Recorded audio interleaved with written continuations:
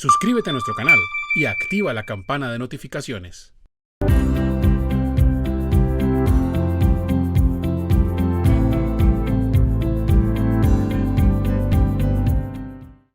¿Cuáles son las principales diferencias entre estados financieros intermedios y estados financieros de fin de año?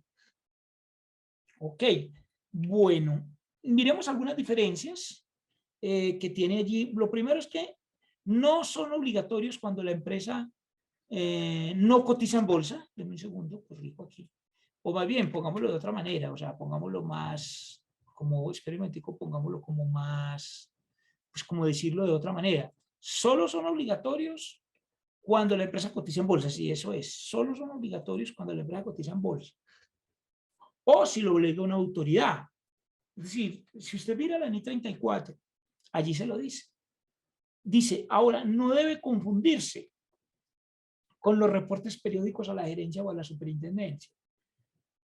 Hago esta aclaración porque una amiga de Bucaramanga, Joana Martínez, me llama una vez y me dice, oiga, Juan Fernando, lo que pasa es que aquí el revisor fiscal me dice que tengo que aplicar la NI 34, es una empresa pequeña que obviamente no cotiza en la bolsa de valores, ni ha sido requerida por una autoridad. Entonces la puso que hiciera todas las notas de los estados financieros, cierres mensuales. No hagamos eso, porque es que no es necesario. Pues, ¿para qué me complico la vida haciendo cierres mensuales y todo lo demás? Cuando en realidad usted no tiene que aplicar estados financieros intermedios. Ahora, son condensados, no requieren todo el nivel de detalle de alguna información. En algunos casos, usted podrá condensar, sumar, agrupar información. Por ejemplo, puede usar el método de naturaleza del gasto, mientras que en los de cierre, normalmente las superintendencias exigen el método de función del gasto, es decir, clasificando los gastos, por ejemplo, costo de ventas, gastos de administración, gastos de distribución, gastos de investigación y desarrollo, es decir, separando los gastos clasificados, lo que antes llamábamos estados financieros clasificados, ¿no? Que es cuando se llama por función del gasto, no por naturaleza, que es como más resumido o condensado. Yo quiero al usuario que hizo esta pregunta, vamos a ver si encuentro por aquí, sí, voy a buscar por aquí la NIC 34, vamos a ver si la tengo por acá, sí, para mirar, porque me dice cuáles son las diferencias con los estados financieros de fin de ejercicio. En realidad las diferencias son mínimas, unas de esas que acabamos de mencionar, que usted puede presentar información condensada, que no debe confundirse con un reporte, ¿sí? Que solamente aplica a las entidades que cotizan en la bolsa, pero si usted se va a la NIC 34, dice que dice lo siguiente, permítame leerle que no lo acostumbro, pues porque es que da pena ir a leer, pero dice la norma que el objetivo mismo de la información financiera intermedia es prescribir criterios para reconocimiento y medición, ¿sí? Que se deben llevar cuando se presente de forma completa o condensada. O sea, normalmente se presenta condensada, pero pues usted me la puede presentar completa para un periodo intermedio, ¿sí? Entonces dice aquí que es completa o que puede ser completa, ¿sí? Entonces dice algunas cosas que le voy a comentar rápidamente. Lo primero es que los estados financieros que hay que presentar son los mismos que usted tiene que presentar normalmente a un cierre. Un estado de situación financiera, un estado de resultados, un estado integral, pues, el estado de cambio en el patrimonio, el estado de flujo de efectivo, las notas, la información comparativa, ¿sí? Por ejemplo, si usted va a presentar a septiembre de 2022, lo comparas con septiembre de 2021, no con el trimestre anterior, sino con el trimestre del año anterior. Si yo voy a presentar un intermedio a septiembre de 2022, repito, lo comparas con septiembre de 2021. Eso pues está así claro en el estándar. Bueno, ¿qué más te dice la norma?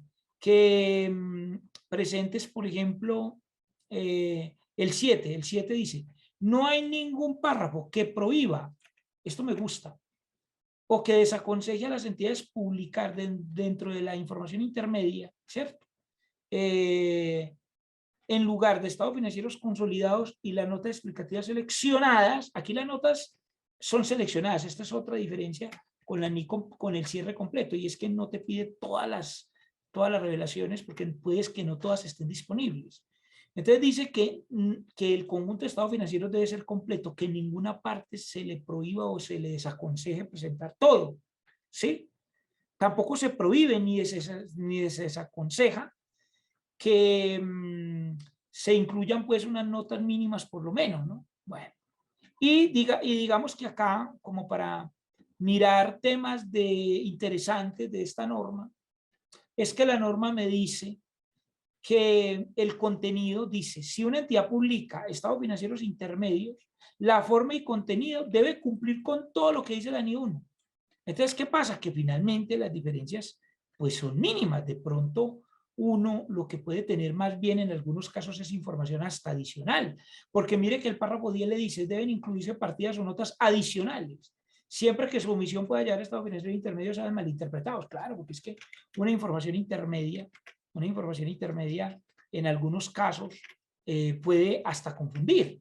Y lo voy a decir por qué, porque por ejemplo cuando tenemos empresas con negocios cíclicos, que la mayoría de las ventas las tienen en diciembre.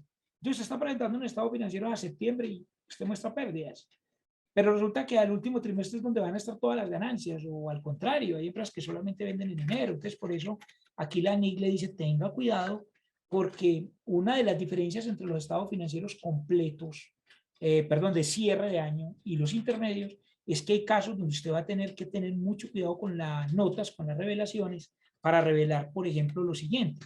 Por ejemplo, dice la norma, tenga cuidado, por ejemplo, aquí, con algunos temas significativos, como puede ser, ya le voy a decir para finalizar, el tema de, ya le voy a decir,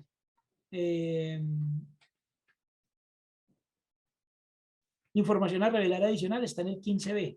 Por ejemplo, le dice, rebajan el importe en libros de inventarios hasta su valor neto realizable, así como la inversión, la reversión de la corrección. ¿Por qué? Porque muchas veces a los intermedios usted no ha hecho inventario físico, ¿sí? Entonces, puede ser que el inventario no le esté mostrando una realidad. El reconocimiento de una pérdida por deterioro de activos financieros pasa bastante. Las cuentas por cobrar. Hay empresas, pero muchas, que solamente hacen la provisión de cartera y es que al final de año. Entonces, un estado financiero intermedio no le reconoce la realidad y le está diciendo la norma que tienes o deberías hacerlo porque en muchos casos vas a presentar información incompleta. O mire un caso muy puntual, la provisión del impuesto de renta.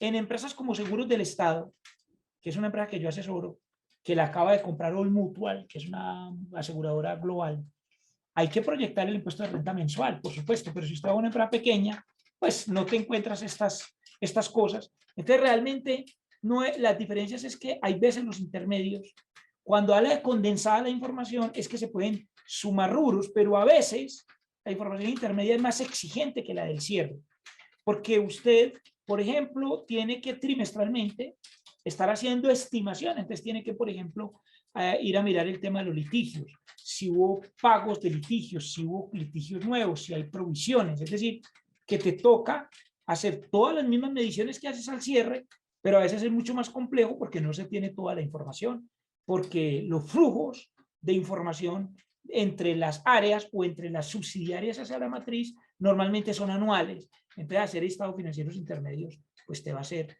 complicar mucho más la información. Y tenga en cuenta lo que le dije de los ingresos cíclicos y los gastos cíclicos, es decir, cuando todos tus ingresos quedan en un solo periodo o todos tus gastos quedan en un solo periodo, por ejemplo, trimestral, de manera que los intermedios no te reflejarían la realidad. Esa es como la respuesta al usuario de la pregunta sobre diferencia entre los estados financieros intermedios y los de fin de ejercicio. Y bueno, y con eso, pues, les recuerdo que puede hacer sus preguntas al 301-266-4176, solo WhatsApp. Allí, de allí seleccionaremos algunas para responderlas aquí en nuestra comunidad. Dios les bendiga. Muchas gracias a la persona que hizo la pregunta.